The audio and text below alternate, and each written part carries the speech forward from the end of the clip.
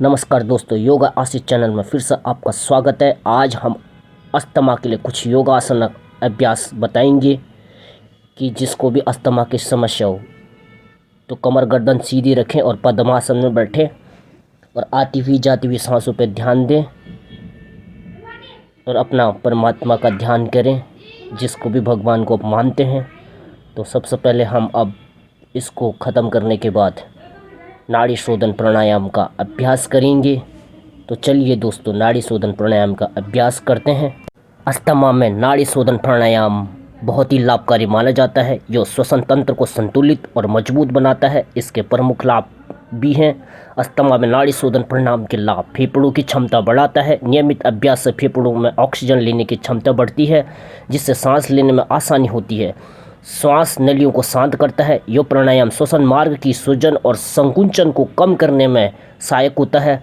तनाव और चिंता कम करता है। अस्थमा का एक बड़ा कारण तनाव भी होता है। नाड़ी शोधन मन को शांत कर तनाव कम करता है, जिससे दमा के दौरे कम हो सकते हैं। सांस की गति नियंत्रित करता है। यह श्वास को गहरा और धीमा बनाता है, जिससे हाँफना और घबराहट कम होती है। नर्वस सिस्टम को संतुलित करता है। यह स्वायत्त तंत्रिका तंत्र को संतुलित करता है, जिससे शरीर की प्रतिक्रिया नियंत्रित रहती है। कैसे करें नाड़ी शोधन प्राणायाम? आराम से सीधा बैठें। दाहिने हाथ के अंगूठे से दाहिना नथुना बंद करें। बाएं नथुने से धीरे धीरे सांस लें। अब अनामिका से बाएं नथुना बंद कर दाहिने से सांस छोड़ें। फिर दाहिने से सांस लें और बाएं से सांस छोड़ें। यह एक चक्र हुआ। प्रतिदिन 5 से 10 मिनट करें। खाली पेट या भोजन के 3-4 घंटे बाद करें।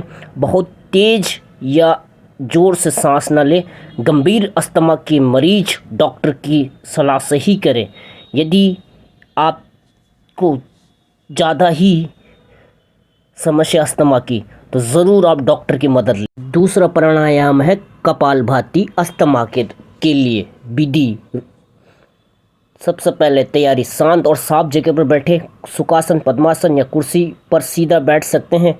रीढ़ सीधा रखें, कंधे ढीले रखें। पेट खाली हो। भोजन के 3 से 4 घंटे बाद करें। धीरे से सामान्य सांस लें। अब नाक से हल्का झटका देकर सांस बाहर छोड़ें। पेट के अंदर की ओर खींचें। सांस अंदर अपने आप से चली जाएगी, उसे जोर से ना लें। ऐसे ही 15 से 20 बार बहुत हल्के तरीके से करें। एक राउंड हुआ, 2 से 3 राउंड करें। राउंड के बीच 30 से 60 सेकंड आराम करें। बहुत तेज़ी से नहीं करें। प्रत्येक सेकंड एक सांस से भी धीमी गति रखें। शुरुआत में 1 या 2 मिनट ही पर्याप्त है। जरूरी सावधानियाँ: यदि सीने में जकड़न, खांसी या सांस फूलने लगे तो तुरंत रोक दें। अस्थमा के दौरे के समय बिल्कुल न करें। पहले 1 या 2 सप्ताह योग शिक्षक या डॉक्टर की सलाह से करें। यदि अस्थमा ज़्यादा है तो पहले नाड़ी शोधन करें, फिर बहुत ही हल्का कपालभाति करें। कपालभाति प्राणायाम अस्थमा दमा में कुछ लोगों के लिए लाभकारी हो सकता है, लेकिन यह हर मरीज के लिए उपयुक्त नहीं होता है। इसका अभ्यास सावधानी से करना चाहिए। संभावित लाभ: फेफड़ों की सफाई में मदद, फेफड़ों की मांसपेशियों को मजबूत बनाना, ऑक्सीजन सप्लाई में सुधार लेके आता है, पाचन और रोग प्रतिरोधक क्षमता में सुधार लेके आता है। दोस्तों, अब हम करेंगे अंजनी आसना। अंजनी आसन, जिसे लो पंज पोज भी कहते हैं, छाती और फेफड़ों को खोलने वाला आसन है। यह सीधे फेफड़ों को मजबूत नहीं करता, लेकिन श्वसन क्षमता और छाती की लचक बढ़ाता है। अस्थमा रोगियों के लिए लाभ दे सकता है। दोस्तों, अंजनी आसन कैसे करें? प्रारंभिक स्थिति: योग मैट और खड़े होकर वज्रासन या सीधे खड़े होकर शुरू करें। फिर दाएं और आगे बढ़ाएं और बाएं घुटनों को जमीन पर रखें। लंज स्थिति: आसन बनाना। दाहिना घुटना 90 डिग्री पर हो। बाएं पैर पीछे सीधा रखें। पंजा जमीन पर। दोनों हाथ ऊपर उठाएं और हथेलियां मिलाएं। छाती को ऊपर उठाएं और हल्का पीछे की ओर झुकें। गर्दन आराम से रखें। श्वास नाक से गहरी और धीमी सांस लें। 15 से 30 सेकंड तक रुकें, फिर धीरे से वापस आएं। दूसरी तरफ भी दोहराएं। 2 से 3 बार प्रत्येक तरफ करें। सावधानियां: सांस रोक कर ना रखें। अगर चक्कर आए या सांस फूले तो तुरंत रुकें। तीव्र अस्थमा अटैक के समय न करें। घुटने में दर्द हो तो नीचे मुलायम तकिया रखें। अस्थमा में इसके लाभ: छाती का विस्तार बढ़ाता है, फेफड़ों की क्षमता सुधारता है, तनाव कम करता है, रीढ़ और कंधों को खोलता है। दोस्तों, अस्थमा के लिए उष्ट्र आसन। प्रारंभ स्थिति: योग मैट पर घुटनों के बल खड़े हो जाएं। घुटनों के बीच कुल्हों जितनी दूरी रखें, जांघें सीधी और ज़मीन के लंबवत रखें। आसन बनाना, हाथों को कमर पीछे पर रखें, धीरे धीरे छाती को ऊपर उठाएं। अब एक एक करके हाथों को पीछे ले जाकर एड़ियों को पकड़ें, गर्दन को आराम से पीछे छोड़ें, जोर न डालें। गहरी और धीमी सांस लेते रहें, 10 से 20 सेकंड तक रखें। सांस छोड़ते हुए धीरे धीरे वापस आएं। 2 से 3 बार उष्ट्र आसन को दोहराएं। सावधानियाँ, अस्थमा रोगियों के लिए सांस रोक कर न रखें। अगर चक्कर, सीने में दर्द या ज़्यादा सांस फूलने लगे तो तुरंत रुकें। तीव्र अस्थमा अटैक के समय न करें। कमर दर्द, स्लिप डिस्क या उच्च रक्तचाप वाले लोग विशेषज्ञ की सलाह लें। उष्ट्र आसन कैसा लाभकारी है अस्थमा में? उष्ट्रासन कैमल पोज एक गहरा बैक बैंड आसन है जो छाती और फेफड़ों को खोलने में मदद करता है। अस्थमा यो आसन श्वसन क्षमता बढ़ाने और छाती की जकड़ कम करने में सहायक हो सकता है। अस्थमा में उष्ट्रासन के लाभ: छाती का पूरा विस्तार।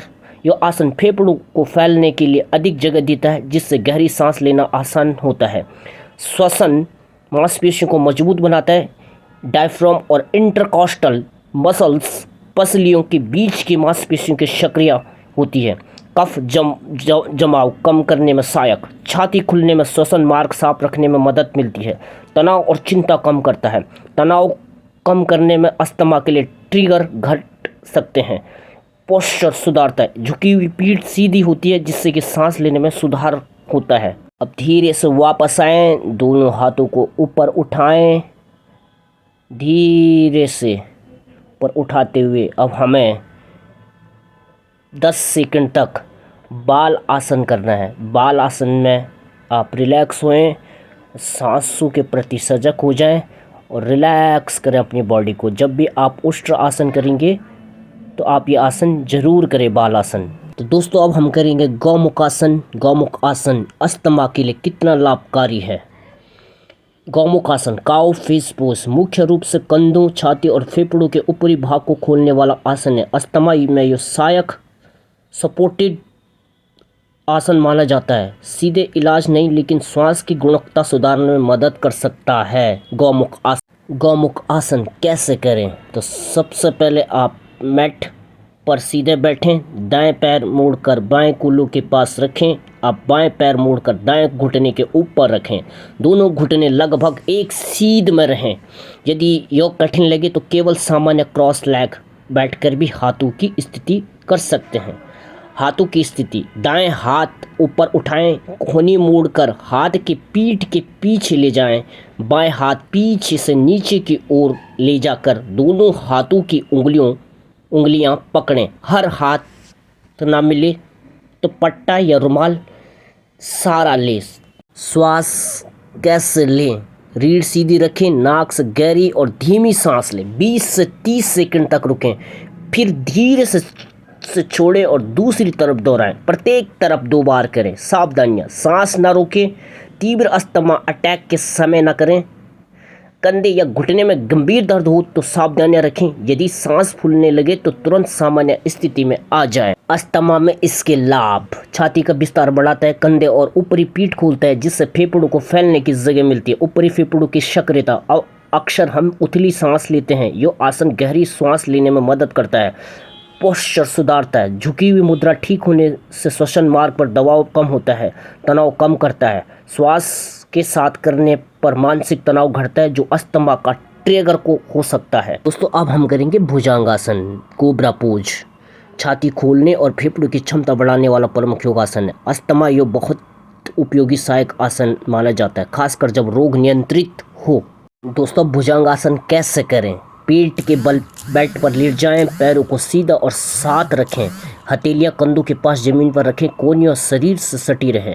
धीरे धीरे सांस अंदर लेते हुए सिर, गर्दन और छाती ऊपर उठाएं, नाभि तक का भाग जमीन पर रखें, कंधे पीछे की ओर खींचे, छाती खोलें, कोहनियों हल्की मुड़ी रह सकती है, जबरदस्ती सीधा न करें।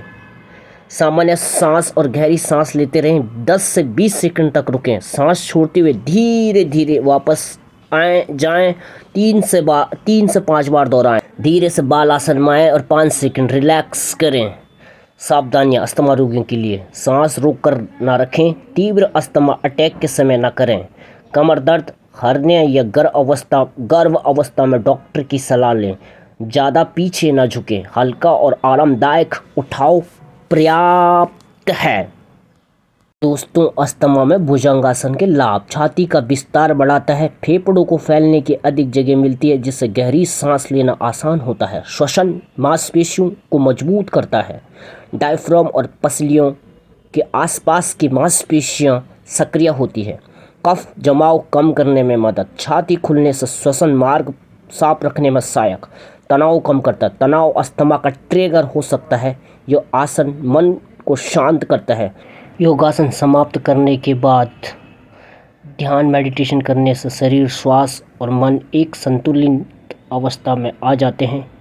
यहाँ कुछ सरल और प्रभावी ध्यान विधि मैं आपको बताऊंगा जिन्हें आप आसनों के बाद कर सकते हैं। सबसे पहले आप पद्मासन या सुखासन में बैठ जाइए। आराम से बैठिए, रीढ़ को सीधा करें। मन ही मन में ओम या अपना कोई शांतिमय मंत्र दोहराएं। मंत्र की छवि और कंपन पर ध्यान रखें। 7 से 15 मिनट तक करें। लाभ: मानसिक शांति और सकारात्मक ऊर्जा, विचारों की गति कम होती है। बॉडी स्कैन ध्यान: आंखें बंद करके बैठें या लेटें। ध्यान को पैरों से शुरू करें और धीरे धीरे सिर तक ले जाएं। जहां भी तनाव महसूस हो वहां श्वास भेजने की कल्पना करें। 10 मिनट